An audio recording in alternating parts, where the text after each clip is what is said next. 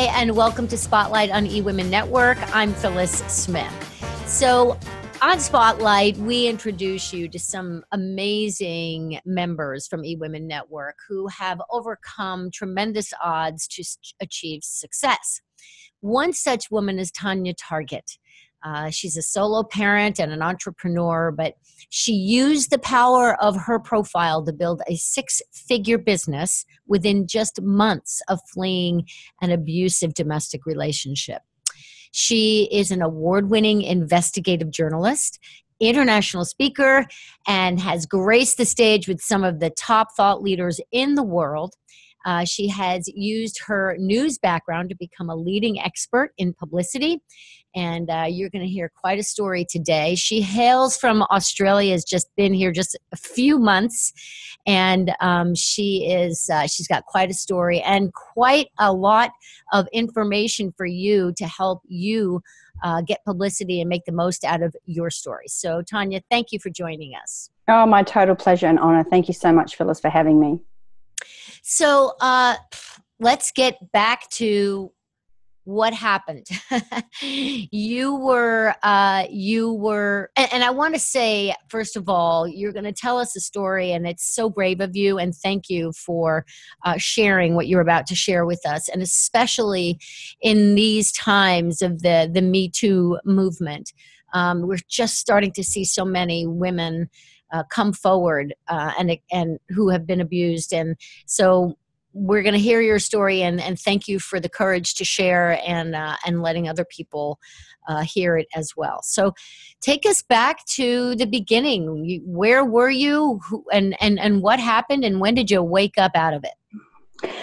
It was a long process. I often talk about a frog. They talk about a frog on a pot being boiled alive.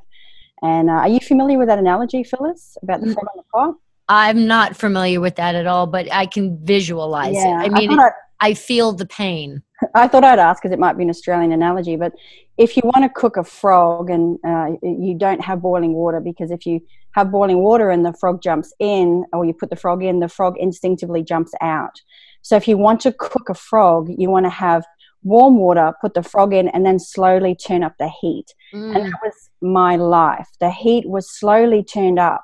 And then I woke up one day and I discovered that I had been one of the women that I used to write stories about. Here I was, a university educated woman, very successful, had a great career, and I even was blessed and had a little girl by that stage.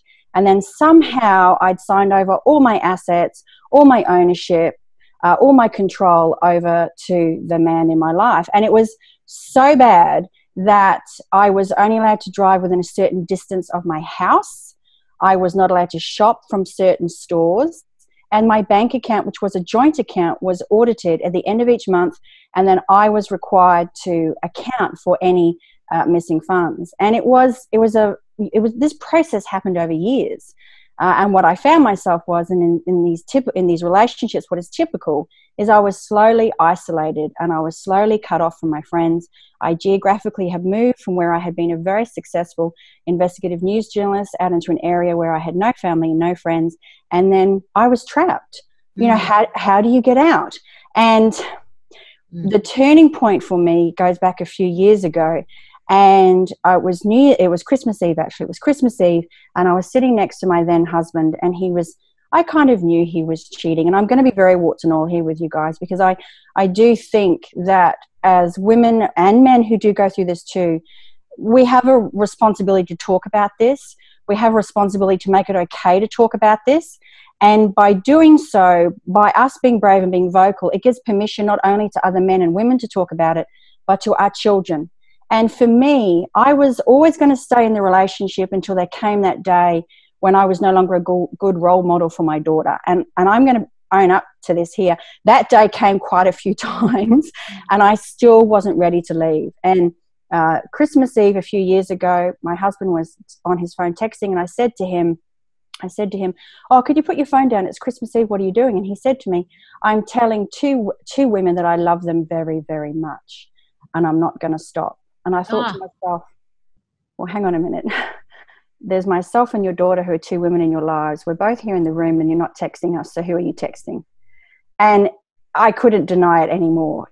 So I got up, I went downstairs. We were on holiday at the time, and I hopped on the flight plans and I looked for a flight back to where I lived. And I thought to myself, I got right through to the checkout page, and I thought to myself, I can't make this the Christmas that my daughter remembers her mummy left her dad. So I sucked it up. I did what I could. The next morning, I rang my best friend. I was so physically sick. I was vomiting, and I was crying, and I was vomiting, and I was crying. And I would talk to my best friend to get me through the day. And then I would call her again in the evening to get me through into the evening. And the process would happen. And he was on a roster. So he was a certain number of days with me, certain number of days not with me. And I knew that I was going. But my little girl didn't know I was going. And he had given me 6 weeks to get a job at the local supermarket, and I was not allowed to work in publicity or journalism anymore. And I was told that I was not to be a smart ass, and I was to do as I was told, and this is how it was going to go down. And my daughter burst into tears, and she was about 9 at the time, 8 or 9 at the time. And she looked at me and she was crying, and she said to me, "Mummy, if we don't stand up to bullies, they'll rule the world." And she was talking about her father. And I thought to myself, oh my God, I should have already have gotten out. And I still didn't tell her, but I thought to myself, thank goodness I have made this decision. And in 2 weeks we were out, and I was only out because a girlfriend of mine who watched this happen, who witnessed this happen, who'd said to me, "Tanya, you are virtually unrecognizable. And do you want to be a bad role model to your daughter, Olivia?" And that was just a smack across the face that I needed. But had it not been, not just for that smack across the face, but she put her name on a townhouse for me to get out, because I was a woman isolated. I was a woman with none of her own funds. I earned money, but none of them were mine. My car wasn't even in my own name. None of my assets were in my own name. I walked into the relationship with $200,000 in the bank, and I walked out with the clothes in my wardrobe. And had she not put her name on that townhouse, I would have been stuck. I could have gone to a women's shelter, but that meant I would have taken my daughter, and I would have had to have left behind my 2 dogs and my cat. And like many people, we don't want to leave behind our animals because they are our family. So I'm very blessed that my girlfriend was able to do that for me. And then I had 6 weeks. I took 6 weeks cash from the bank. And I've got to tell you, I felt like Thelma and Louise going into that bank to take that money out to leave. I felt like everybody knew that I was guilty. I felt that security guards were going to come from everywhere because it looked like I was going to rob the bank. And my heart was jumping, and I was like, oh my God. And my palms were sweaty until I got that money out of the bank. And then I had 6 weeks to turn things around, 6 weeks to have enough money in the bank to feed my daughter and pay my rent. It's hard to even listen to. You know, I'm looking at this beautiful, creature. You're just gorgeous, and you have this light in your eyes, and it's hard to even imagine that darkness that was in your life, that at one time you were living in this cave, chained, to a rock. I mean, it sounds horrible. It's interesting. I have a very dear friend who went through the same thing, and I had no idea. She had recently had gotten married. I went to her wedding in London, and this guy was madly in love with her. And the next thing I know, I'm not hearing from her for really for like a couple of years. And finally, she comes to the States to visit, and she tells me that he's been verbally abusive and controlling and angry, and she was a shell. Yeah. Of the person I knew. And I look at you and I look at my friend. I ask you, how does it get that way? How is there something in you, in your own self-worth, that would allow it to go on? Or was it just like a circumstance that things were happening and you didn't even know it was happening? I think it has to be a combination of both. I have to take ownership for allowing it to happen to me. And I know that some people are going to be very infuriated at that comment. But the truth is that I could have left at any point in time. The truth is I did attract that kind of person into my life. The truth is I chose to ignore the warning signs. The truth is I chose to make excuses for that person and his behavior because I lack confidence in myself. And I bought into what was being played. So he would say things to me like, "You'll never survive without me. You'll never make it on your own. No man is ever going to want you." And when you hear it enough, and if you And if you have that in you, I mean, I grew up in a household where I was the smart one and my sister was the pretty one. So he was pressing a part of me that was already sensitive, and they know this. So did I ask for this? No. Would I like to have avoided this? Absolutely. But I do take responsibility and ownership. And I take responsibility and ownership that I was a contributor to make sure that it does not happen again. And the other thing too, Phyllis, is I had to go. I had to go. And the turning point for me was not just Olivia, my daughter, saying, you know, if you don't stand up to bullies, they'll rule the world. But where would I be as a parent if she repeated this cycle and I said to her, you need to get out? And she could turn to me and say, well, you didn't. Well, if for some reason she repeats that cycle, I can turn to her and I can say, you need to get out. And she can't turn around and say, well, Mummy, you didn't, because guess what? Mummy did. So that's also a very important lesson for us. Yes, it's us looking at ourselves in the mirror and seeing our children. And what would you tell your child? What would you tell your best friend? And being able to do what you did and step out and say, I have to, if my daughter came to me in the same situation, I would say to her, you have to leave. Yeah. You know, and wow, how long did that last? Well, two things there. Firstly, you mentioned to me, what would I say? And I've often said this to myself, and I've sat alone quietly as my life literally blossomed around me. And after I left, and I said to myself, Tanya, if you only knew then what you knew now, and I've just got goosebumps, if I had have known that I would have been okay, if I had have known that everything would have been all right, if I'd have known that everything would have been provided for and it turned up when it needed to, I would have left so much sooner. So my thoughts would be, if you only knew now what you will know in the future, you will go. Because at the end of the day, we're a long time dead. This is no dress rehearsal. And we need to set the example for ourselves, for our children, for our partners, and we deserve to have more. Incredible.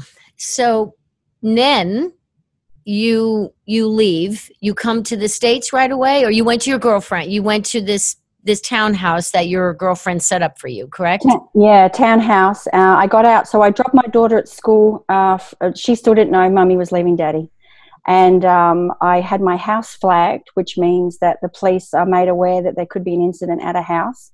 I was so intimidated by him, although I tried to talk to him about leaving before, I was laughed at. And he's a very tall man. He's 6'6", and I'm only 5'5". So I found it very intimidating, which again is ironic. I'm a strong woman, but there we go. I felt that way. So I actually got legal assistance to broker that news. And while that was being delivered, I got a truck, dropped my daughter at school from the car, and in the afternoon took her home to another house and broke the news to her. And then I had 6 weeks to try to make things work. And I didn't know how I was going to do it. I'm very fortunate that I had some very positive girlfriends who said to me, you need to do this, you need to do this, you need to do this. And I was so broken, Phyllis. You talked about your girlfriend being not even recognizable. I totally get that. Like, I barely spoke. I barely spoke because I couldn't say anything right. And I was on eggshells, and it was easier just to be quiet. And I saw myself as like a little tea light candle. And I was terrified that at any moment, a little tea light candle in a glass, and I was terrified that any moment a little puff of wind would come and extinguish the flame, and I would be trapped forever. So I totally get how, you know, women and men become unrecognizable. And then I had this 6-week period to make things happen, and I was so broken. I met with a girlfriend of mine who to this day is still my graphic designer, and I met with my friend Katrina over a coffee, and I said to her, what do I do? And she said, what do you mean, what do you do? And I said, well, how many chances at entrepreneurs do we get? I'd already had a business, and I had an inland tsunami come through, kill 28 people, wipe out my high 6-figure turning 7-figure business in the period of an hour, and then had a stroke from the stress of it. And then I got to go again. I mean, how many chances do we get to go again? And I said to her, you know, is it time to go and get a day job? And she said, no, you have that spark in you. You have that thing in you. You've got to go again. And I said to her, well, you know what? I don't even have the strength to make that decision. So you're making it for me. Okay, I'll go again. And fortunately, I put my future in the hands of someone who's, you know, who made the right decision for me. And then I started reverse engineering, and I started thinking about what is it that I want. And I wanted to be online, but I heard that online was harder than live training. So then I went about learning about live training. I left at the end of January. And at the end of April, when I was literally running out of money, I stood in front of a room full of people doing my first selling from stage. And I heard that little voice in the back of my head. In Australia, we call it the itty bitty committee. And I heard that in the back of my head saying, you can't do this on your own. You can't survive without me. And I burst into I'm not talking about a little tear trickling down my cheek. I'm talking about ugly faced tears in front of a room full of people as the keynote speaker. I couldn't even catch my words. I was mortified, embarrassed, horrified all at the same time. I'd spoken in front of people before, but it was the pressure. I've got no family anywhere. So it was the pressure of knowing that I was running out. I had, you know, virtually no money left to pay rent. To feed my daughter. What was I going to do? Everything hinged on this one moment. Well, fortunately, people felt sorry for me and they bought tickets into my workshop, and then that became a $12,500 first sale. And from there, I kept going. I expanded into other cities. I worked on my mindset. And then when I reached a point where I could no longer do any more workshops because they were sold out across Australia, I pivoted online. Came to America to learn that, and then made the top 10 in a global marketing competition. And as a result of that, kept speaking and kept spending more time over here. You know, it's interesting when you're vulnerable like that in front of people, they receive that, they relate to that. Do you think that was one, you said they felt sorry for you, but you've also expressed something that people in that room had felt at one time. What was that like for you to, when you were totally breaking down? Because I've been there where I start crying and I can't stop. I mean, the more I say, stop crying, I keep crying. Like, how did you, what did you say? Because it sounds like it was kind of random, like in the middle of whatever you were talking about, and then you burst into tears. It was about 3 slides in as I was sharing my story. So right at the beginning of my talk, and I felt like I was drowning.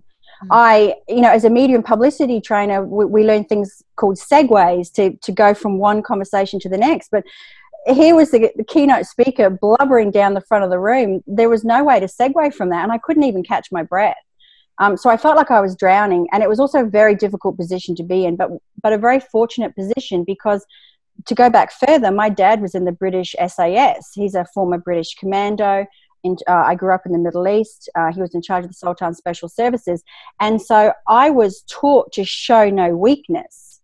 And yet here I was in front of a room full of people showing full vulnerability and weakness. So that, on the one sense, was horrifying. But Phyllis, it was incredibly powerful because as a result of that, my speech coach came to me and he said, Tanya, what do you want to do about your perfectionism? Because I'd never prepared for anything as much as I had for that moment. And I said to him, you're quite right. In that moment, instead of working for me, which it had always done, it paralyzed me.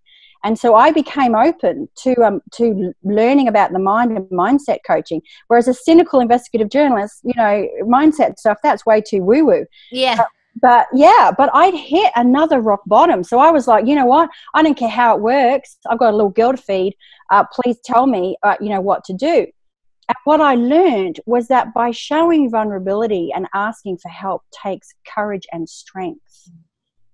Rather than showing weakness, what it is quite the opposite. It's when we don't ask for help and we try to pretend that everything's going okay. That's actually being cowardice. By showing that we're not coping and asking for help, and showing that vulnerability shows great strength and courage. So I'm very fortunate that I didn't, you know, that I got to learn that, and I view it very differently now. Would I, you know, I don't obviously want to repeat performance, but do you burst into tears now every time you do it? You here comes crybaby Tanya.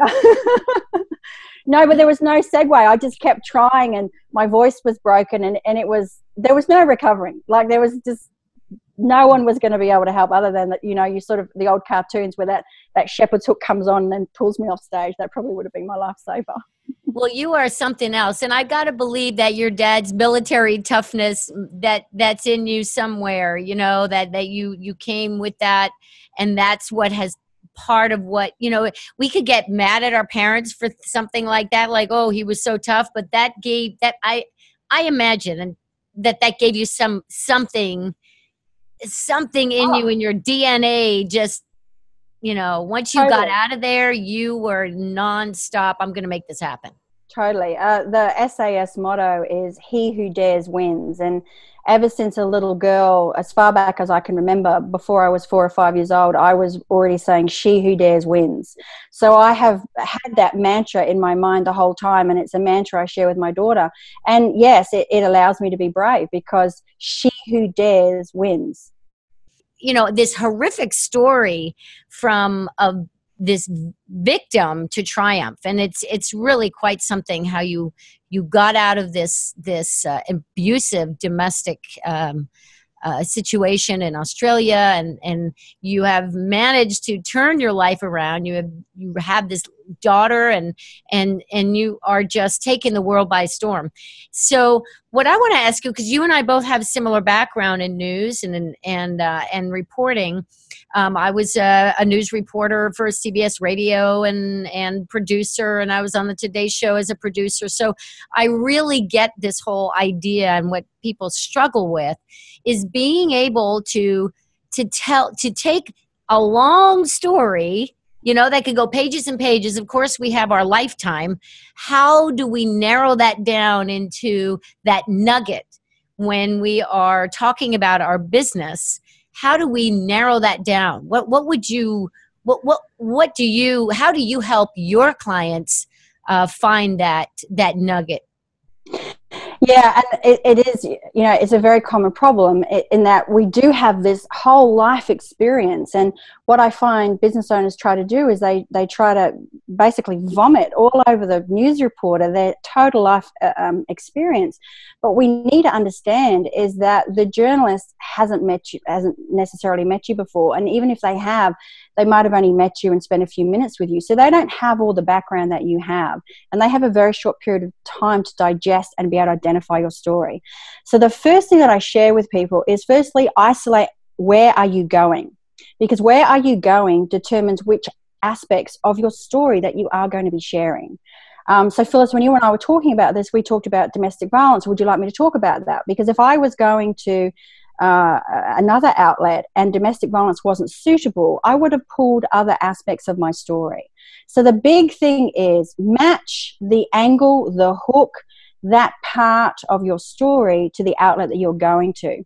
And another example of that is when I was speaking on Jeff Walker's stage at LaunchCon a couple of years ago. Again, when I was talking about the heart of the fighter and how many opportunities do we get in entrepreneurship to go again, no part of that had any kind of domestic violence in it, because the audience, it didn't match what the audience wanted. And when we go to CNN or Today or to Forbes, we're basically, when we are giving a story idea to a journalist, it has to be relevant to their audience. So it's not just that journalist that we're trying to match to, because they are picking and buying stories for their audience. So the first thing is match that part of your story with where you are going. The second thing too is that while the same information is often put out there, the same tips, the same advice, what is unique to you is in fact your unique story. So a lot of people are concerned about sharing their story, aren't quite sure how to do that. But it is in fact your hero's journey. And I use that language because there'll be a lot of e-women and e-men on here who are in the online space very familiar with that hero's journey. And that hero's journey, which is what we see in the movies and in the Black Panther and in the Avengers, that's what people want to hear about. And every single one of us has that hero's journey story. And please don't compare your hero's journey with mine. You know, if there was someone standing next to me, they would go, oh, Tanya's got such a great story, mine's not very good. But to the other person standing next to you, your story is really good, and they don't have a great story. So just as they say the grass is always greener on the house next door, the story is always better for the person next to you. Right. And for somebody who's wanting to get publicity for their business online, for example, and they're not on stage telling a story, but you know, they want to tell the story of their business, but do you agree that it's also important to be personal and tell your story as well? So for example, on your website, you know, your about section, like people don't think about, or they don't know, I don't know what to tell. I'm not interesting, right? Yeah. How do you find that interesting story to tell that will be relevant to the business and say people coming to your website? The firstest, making up words here. The first step, that's what we say in Australia. The first step is, what brought you to this moment? My first question would be, what brought you to this moment where you are today? What made you decide to do this business that you are doing? Because media and publicity, even when you're trying to get it for your business, it is never about your business. It's always about that backstory. It's the story behind the story behind the business. Did you have a health scare? Did you have a family situation? Did you have a change in fortunes? Did you go through a huge recession and you went in quite well, you had all this property, and then you came out the other side and you had nothing, and so you had to pivot, and as a result of that pivot, this is what you learned. Now, it's very important that you do that, because number one, it's your key point of difference. No one else has your story. Number two, people buy from people they know, like, and trust. So if you're not sharing elements of your story, then they're not going to know you, and they're going to be least likely to trust you. The other thing too is that we're looking for a connection. Never before in such an age of connection have we been so disconnected. So by sharing that element of your personal story, you're also giving people the ability to connect with you. But the key thing is which parts of my story do I bring to my website? Well, you might have multiple websites or landing pages based on the different products that you have, and therefore match the elements of the story with the product that you have there and the audience that is coming. So for instance, say you were sharing nutrition tips. Well, you might share elements of your story about how you struggled with nutrition and you were undiagnosed with different things, and then you eliminated this, you eliminated that, and boom, baba, jing, you're much, much better, and here's my tips, and you can get my freebie. You might also have another product about relationships. So on that landing page or that website, you might be talking about how, you struggled maybe from depression or something or other, and as part of your discovery, you discovered this. You're not going to be talking about your nutrition hero's journey or story from zero to triumph, because that wouldn't be relevant. So just as we match elements of our story for where we are going with media outlets, you are your own publisher. So I want you to think about matching elements of your story with where you are publishing on your own website or landing page. When I was in the news business, one of the things that we always did, say we had a story about, I don't know, heart disease. Well, you never just tell a story about heart disease and what that means. You find somebody who has heart disease, so you can have a story that's personal. And I think that that's so important. I think even if you have two different things, you're telling something about yourself, and then you have a product, that even in the product, people buy because of your why. It's really, they don't buy because they want your product, but it's the why behind the product as well. And you brought that up, and why your story is so important. Also in the news business, and this, and is finding the soundbite. Soundbite is that 10-second little piece of clip from a video that tells the story, and honing that skill to find that story is very difficult. That's why they hire people like you. so you can help them and find that story. But I think it comes down to curiosity. Is I've been with people where that like they're, and tell me if this is true for you. On the outside, you look at them and they're like, well, what's special about them? They just kind of, I don't know, they're just sort of anybody. And then you just start asking questions, and you suddenly get their story, where they were, what matters to them, their trials, their tribulations. I do this all the time because I am just generally a curious person. And so I think, would you agree that someone could do that with themselves? Like they have to pull themselves out, or have someone like you or someone else ask them questions so that they can pull that story out of themselves? Yeah, absolutely. And it starts and comes down to 5 W's and 1 H, which many people watching this would be familiar with. You've got who, what, why, when, where, and how. And a great way that you can prep for media interviews, as well as interviewing yourself and pulling your story out, is to say, well, okay, who am I? what happened, what brought me to this, when did that happen, where was I when that happened, where did that happen, who, what, why, when, where, and how. I know I just got to go through and how. And then you just keep diving into those. And another key question I use with my students, and also to find those sound bites, is we need to convey to our audience what we see, because what we see they don't see. And we have this thing called the curse of genius. And when we dive behind that envelope of the curse of genius, that's when we get those really great sound bites. On the fluff, on the surface, we've got all the networking, and I do this in my elevator pitch, or my pitch. But behind that is where the gold is.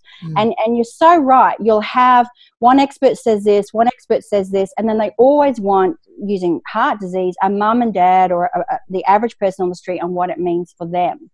And so to find those sound bites, I talk about, well, what does it look like to you when you see someone, when you were going through this, when you made this pivot, what did it look like? What did you actually physically see? When you see someone who's experiencing troubles, what does it look like to you? And the more that you dig in and you keep asking who, what, why, when, where, and how, the better those sound bites become. Record yourself, do this on a phone and practice it, and then you will, and play it back, and you'll start to hear, oh, I'm waffling, or oh, that sounded good, and then start to train yourself that way. So obviously, media training is phenomenal, but what can we do right now to get better in sound bites for our Facebook Lives, for our podcasts? We can start to embrace this who, what, why, when, where, and how, and we can interview ourselves to pull the story out as though a reporter would, and record ourselves and play it back. We have run out of time. Tanya Targett, thank you so much. You have such great wisdom, and we're so glad you're here and you're safe and you are out there in the world making a difference. So thank you so much. My total pleasure. Thank you so much for having me.